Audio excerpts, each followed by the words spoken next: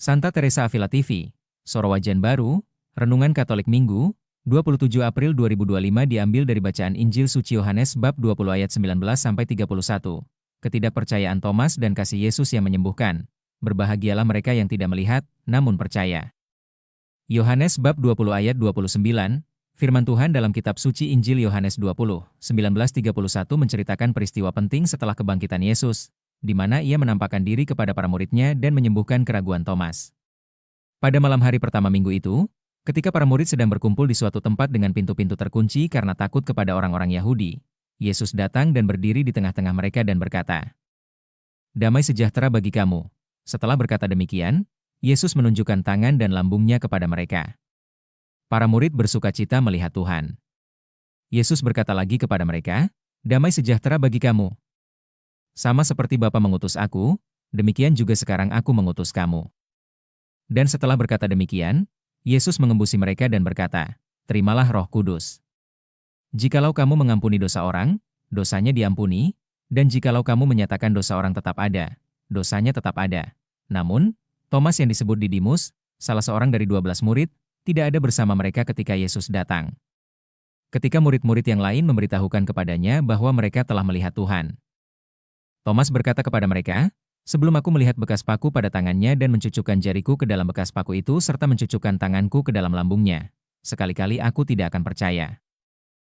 Yesus melakukan banyak tanda lain di depan murid-muridnya yang tidak tercatat dalam kitab ini.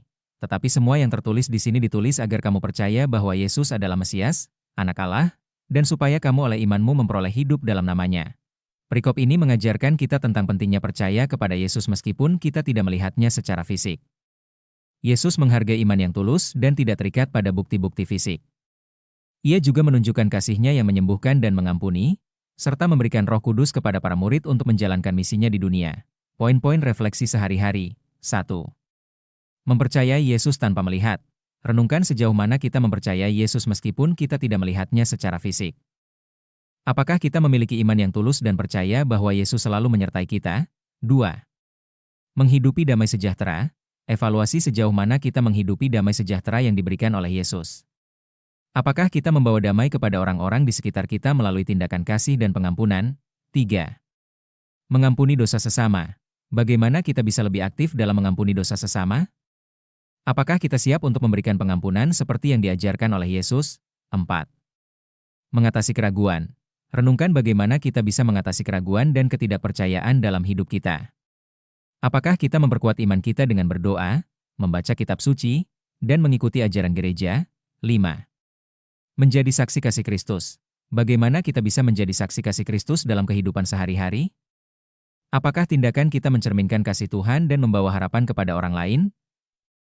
Dengan merenungkan dan mengamalkan pesan dari Injil hari ini, kita diajak untuk memperkuat komitmen kita dalam mengimani kebangkitan Kristus dan hidup dalam harapan baru yang diberikannya. Marilah kita selalu mengandalkan kasih dan bimbingan Kristus dalam setiap langkah hidup kita, sehingga kita dapat menjadi saksi kasih Tuhan di dunia. Thank you for watching. Join dan subscribe Instagram, Facebook dan YouTube Revival One.